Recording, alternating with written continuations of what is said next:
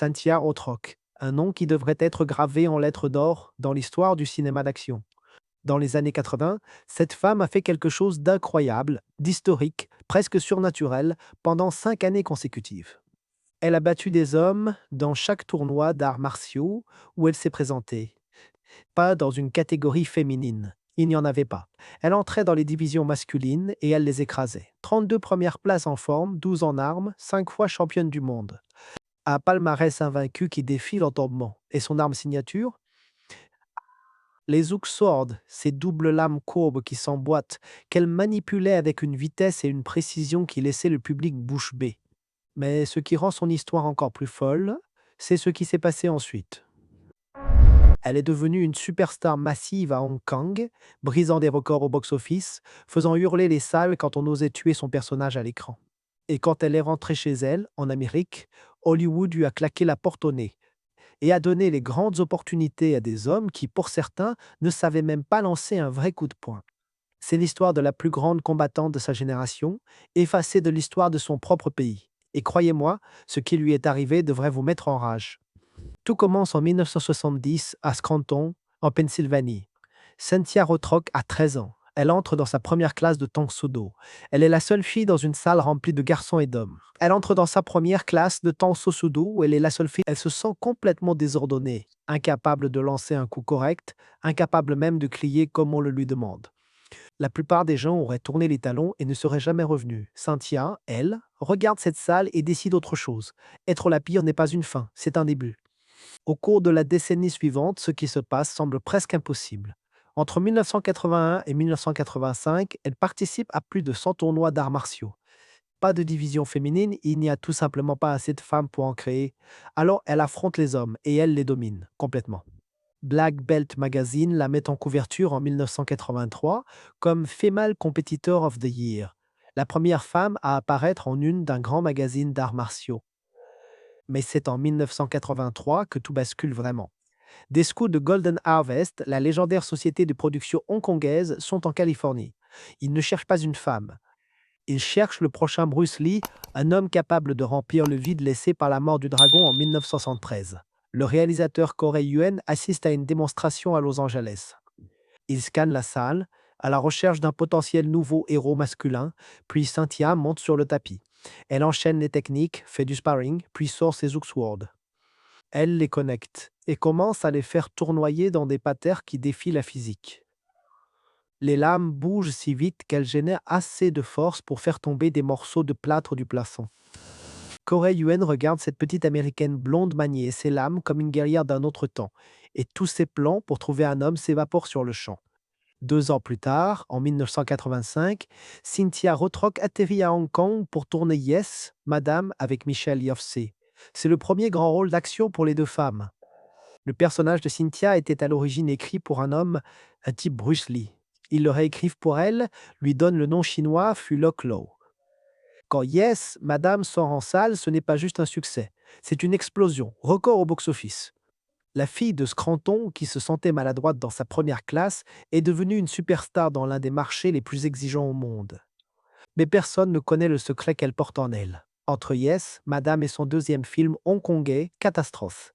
Pendant un entraînement, elle sent quelque chose céder dans son genou droit. Diagnostic, rupture complète du ligament croisé antérieur. Les médecins recommandent une chirurgie reconstructive immédiate et des mois de récupération. Cynthia regarde son planning de tournage, l'opportunité qu'elle a mis toute sa vie à conquérir, et prend une décision qui sidère les médecins. Elle refuse l'opération. Elle retourne travailler. Normalement, un acle rompu fait que la rotule se déboîte sans arrêt. Les athlètes peinent à marcher, encore moins à faire des acrobaties martiales. Mais quand les docteurs examinent sa jambe, ils découvrent quelque chose d'extraordinaire. Ses quadriceps et ischio-jambiers sont devenus si puissants, après des années d'entraînement infernal, qu'ils maintiennent littéralement la rotule en place sans le ligament. Son corps s'est adapté pour compenser une blessure qui mettrait fin à la carrière de n'importe qui. Elle retourne sur les plateaux et tourne certaines des séquences d'action les plus exigeantes de sa carrière sur un genou détruit. En 2012, elle n'avait toujours pas fait la chirurgie reconstructive.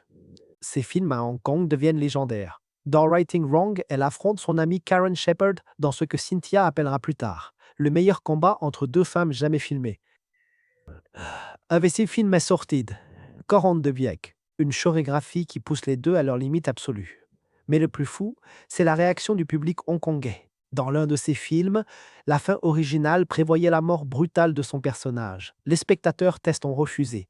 Ils ont littéralement révolté. On ne tue pas Cynthia Rothrock. Les producteurs ont dû la rappeler pour des reshoots et changer la fin parce que les fans l'exigeaient. Elle travaille avec Sammo Hung, l'un des parrains du cinéma d'action hongkongais. Elle collabore avec des réalisateurs qui comprennent les arts martiaux comme personne à Hollywood. Pendant 3 ans, elle enchaîne 7 films et réalise quelque chose de rarissime. Elle devient une véritable star à Hong Kong avant même d'avoir du succès dans son pays natal. Presque aucun artiste occidental n'a accompli ça. Puis, en 1988, elle décide de rentrer aux États-Unis. Le producteur Pierre David lui offre un rôle dans Martial Law avec Chad Mikin. C'est sa chance de ramener ce succès hongkongais à la maison. Le film marche bien. Golden Harvest finance Sheena O'Brien et sa suite, lui donnant des rôles principaux. Elle enchaîne Lady Dragon, Tiger Claws, Indéfitable, le marché direct-au-vidéo explose et Cynthia trouve un flux régulier de travail. Elle sort plusieurs films par an, construisant une filmographie qui dépassera les 60 titres. Mais quelque chose cloche terriblement. Malgré ses preuves à Hong Kong, malgré des compétences qui égalent ou surpassent celles des stars masculines, Hollywood la garde à distance. Arnold Schwarzenegger enchaîne les Terminator. Jean-Claude Van Damme a des sorties en salle. Chuck Norris a ses franchises. Et voici la partie qui devrait vous rendre furieux, même Steven Seagal, dont les crédentiales martiales étaient plus que douteuses, obtenait de plus grosses opportunités qu'elle. Des rumeurs disent qu'elle a failli travailler avec Sylvester Stallone sur un projet énorme. Ça n'a jamais abouti. Elle reste coincée dans le direct-au-vidéo, petit budget, distribution limitée. Et là, Hollywood commet sa plus grosse erreur. Ces films rapportent de l'argent. Sheena O'Brien devient un classique culte, indéfitable fidélise des fans. De l'Allemagne à l'Indonésie, les gens connaissent son nom et la mob lors des apparitions. Elle fait hurler des stades aux États-Unis, mais ces mêmes publics ne voient pas ses films en salle. Après avoir vu d'autres femmes martiales échouer à reproduire son succès, les exécutifs prennent leurs décisions. Les stars d'action féminines ne vendent pas de tickets. Ils avaient essayé avec Cathy Long, Karen Shepard, Mimi Lesso. Tous les films ont floppé. Au lieu de reconnaître que Cynthia avait quelque chose d'unique, ils ont rayé l'idée entière. Ils ont déclaré que les femmes ne pouvaient pas porter un film d'action. Et ce qui rend ça encore plus douloureux, Michelle Yeoh commence à Hong Kong presque en même temps. Yes, Madame est aussi son premier grand rôle d'action. Les deux prouvent leur valeur dans cet environnement impitoyable. Mais Michelle finit par percer à l'Ouest de façon massive, avec des Oscars, Everything Everywhere, à la tonce, une reconnaissance mondiale. Michelle le mérite pleinement. La question est pourquoi Hollywood n'a-t-il pas fait de place pour les deux? Pourquoi seulement l'une a-t-elle eu droit à la lumière?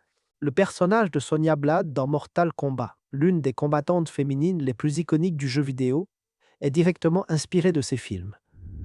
Elle a modelé la pop culture sans jamais recevoir le crédit complet. Ses fans savent ce qu'elle représente. Un instructeur d'arts martiaux en Équateur raconte, quand le nom de Cynthia est apparu sur son téléphone, il a arrêté le cours entier. Tout le monde a fait fastime avec elle. Il dira que parler à Cynthia était l'un des moments les plus forts de sa vie. En Bosnie, en Thaïlande, partout dans le monde, des générations ont grandi en regardant ces films et en voyant ce qui était possible pour une femme. En 2004, après Extreme Fighter, Cynthia prend sa retraite. Elle ouvre un studio d'arts martiaux en Californie et se consacre à l'enseignement. Pendant 8 ans, elle reste éloignée du cinéma. Beaucoup pensent que c'est la fin. La reine des arts martiaux a rangé ses Uxwad pour de bon, mais en 2012, comeback, Santa's Summer House, puis d'autres rôles. Elle continue, ajoute à sa filmographie, elle donne des séminaires partout dans le monde. Les reconnaissances arrivent, même si Hollywood reste indifférent. En 2016, Arnold Schwarzenegger et le docteur Robert Goldman l'induisent dans l'International Sports Hall of Fame. Premier artiste martial, homme ou femme, à recevoir cet honneur sportif, pas cinématographique.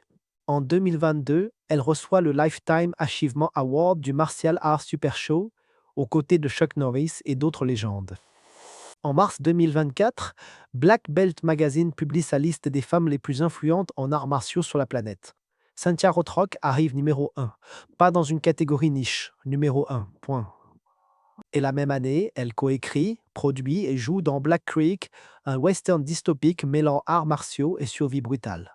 Elle ramène des visages de Sheena O'Brien, Richard Norton, Kate Cook. À un âge où la plupart des stars d'action ont pris leur retraite depuis longtemps, Cynthia crée encore, combat encore, prouve encore. La vérité inconfortable que personne ne veut dire à voix haute, Hollywood n'a pas oublié Cynthia Rothrock. Ils ont choisi de ne pas se souvenir d'elle. Elle a prouvé ce qu'elle pouvait faire. L'industrie n'était pas intéressée à construire des films majeurs autour d'une femme artiste martiale. C'était plus facile de continuer avec des stars masculines. Elle avait des credentials légitimes que la plupart des stars d'action masculines pouvaient seulement rêver. Elle a prouvé son talent dans l'un des marchés les plus compétitifs au monde. Elle a construit une fanbase fidèle qui existe toujours. Mais Hollywood a regardé tout ça et a décidé que ça ne comptait pas, parce qu'elle était une femme. Si ça ne vous met pas en rage, alors rien ne le fera jamais. Les stars masculines de son époque ont eu chance après chance. Gros budget, sortie en salle, franchise. Certains avaient une fraction de ses compétences réelles. Mais ils correspondaient à ce que Hollywood pensait qu'une star d'action devait être. Cynthia, non. Ils ont essayé de reproduire son succès avec d'autres femmes. Ça a échoué. Et au lieu d'admettre leurs erreurs, ils ont blâmé le concept même de star d'action féminine. Des études académiques décrivent sa carrière comme incomplète parce qu'elle n'a jamais atteint la superstardom hollywoodienne. Mais cette vision accepte le point de vue d'Hollywood comme seule mesure valide du succès. Cynthia est devenue une véritable star à Hong Kong, chose rarissime pour un occidental. Elle a construit une carrière sur des décennies. Elle a influencé le cinéma d'action et la pop culture de façon qu'on découvre encore. Elle a changé ce qui était possible pour les femmes dans l'action, même si elle n'a jamais eu le crédit complet. Les films direct-au-video qui ont défini sa carrière américaine sont souvent méprisés. Mais ils ont trouvé leur public, ils ont rapporté de l'argent, ils ont donné aux fans du vrai action martiale que Hollywood mainstream ne fournissait pas. Cynthia faisait de vraies chorégraphies martiales et ses propres cascades bien avant que ce soit la mode. Elle a prouvé que les femmes pouvaient porter un film d'action avant que l'industrie soit prête à l'admettre.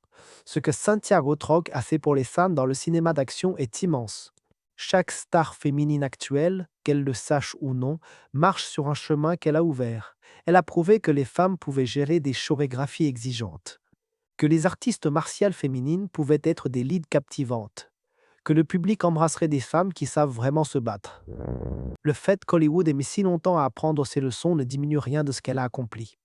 Aujourd'hui, son travail représente une autre forme d'héritage. Elle forme les nouvelles générations. Elle transmet des techniques qu'il lui a fallu des décennies pour maîtriser. Son association martiale porte son nom et donne aux fans un accès direct à sa connaissance. Elle construit quelque chose qui survivra à n'importe quel film. Et elle le fait en continuant à créer de nouveaux projets, à contribuer à sa façon. L'histoire de Cynthia Rothrock est une histoire de résilience. Elle a été la seule fille dans la salle et en a fait une motivation. Elle a affronté les hommes et les a dominés. Elle est allée à Hong Kong alors qu'il voulait un homme et est devenue un phénomène. Elle a déchiré son acle et a continué à performer au plus haut niveau. Elle est rentrée en Amérique et a été reléguée au direct au vidéo. Elle a pris sa retraite et est revenue parce qu'elle avait encore à donner. Mais la résilience n'aurait jamais dû être nécessaire. Le talent aurait dû suffire. Les accomplissements auraient dû ouvrir les portes. Le succès à Hong Kong aurait dû se traduire en opportunités hollywoodiennes. Le fait qu'elle ait dû se battre pour chaque centimètre de reconnaissance, pendant que des homologues masculins avec moins de credentials avaient plus de chance, révèle les problèmes profonds de l'industrie. 7 films hongkongais montrant le cinéma martial à son sommet, des dizaines de productions américaines donnant aux fans l'action qu'ils réclamaient. Un palmarès de compétition qui parle de lui-même. 7 ceintures noires gagnées par un entraînement acharné. Des honneurs du monde du sport et des arts martiaux. Un personnage de jeu vidéo inspiré directement d'elle. Et un travail en cours qui montre qu'elle n'a pas fini. Cynthia Rothrock a changé ce qui était possible. Elle a enfoncé des portes verrouillées. Elle a concouru sans division féminine et gagné quand même. Elle est devenue une star à Hong Kong quand les Occidentaux y réussissaient rarement. Elle a construit une carrière sur des décennies malgré des obstacles systémiques. Elle a inspiré des générations et montré à d'innombrables femmes qu'elles pouvaient exceller dans un domaine dominé par les hommes. La tragédie n'est pas qu'elle ait échoué. Elle n'a pas échoué. Elle a réussi d'une façon qui aurait dû être impossible. La tragédie, c'est que ce succès n'a pas suffi pour une industrie qui ne pouvait pas voir au-delà de sa vision limitée. Elle a prouvé qu'elle appartenait au sommet. Hollywood a dit que ça n'avait pas d'importance. Elle a gagné sa place dans l'histoire, mais a dû se battre pour une reconnaissance qui aurait dû être automatique. Aujourd'hui, Cynthia Rothrock continue. Elle enseigne, elle entraîne, elle crée de nouveaux projets. Elle reste la reine des arts martiaux, un titre gagné par la compétence, la dédication et un palmarès invaincu qui parle plus fort que n'importe quel rôle. Ses fans dans le monde entier se souviennent de ce qu'elle a accompli. La communauté des arts martiaux la reconnaît comme une légende authentique, peu importe ce que Hollywood a décidé. La vraie question n'est pas pourquoi on a oublié Cynthia Rothrock. La question est quand allons-nous enfin lui donner la reconnaissance qu'elle mérite depuis toujours? Quand la conversation mainstream sur le cinéma d'action admettra-t-elle qu'une des plus grandes artistes martiales à avoir jamais été à l'écran a été poussée aux marges à cause de son genre? Quand admettrons-nous qu'Hollywood a raté une opportunité massive en ne construisant pas de franchise autour de quelqu'un avec ses compétences légitimes et son appel prouvé? Cynthia Rothrock est toujours là, toujours au travail, toujours inspirante. Elle reste la guerrière qui a fait tomber du plâtre du plafond avec ses Oxford. La compétitrice invaincue pendant 5 ans contre des hommes. L'actrice qui a fait hurler les publics hongkongais pour ramener son personnage à la vie. L'artiste martial dont la dédication lui a permis de performer sur un genou détruit.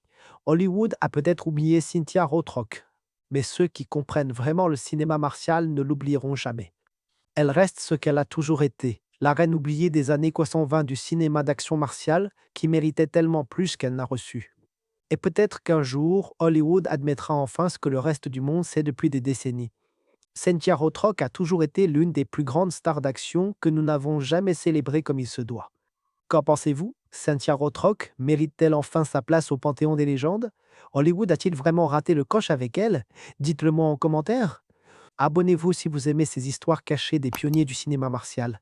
Likez, partagez, activez la cloche. Prochain épisode, une autre légende effacée qui va vous surprendre.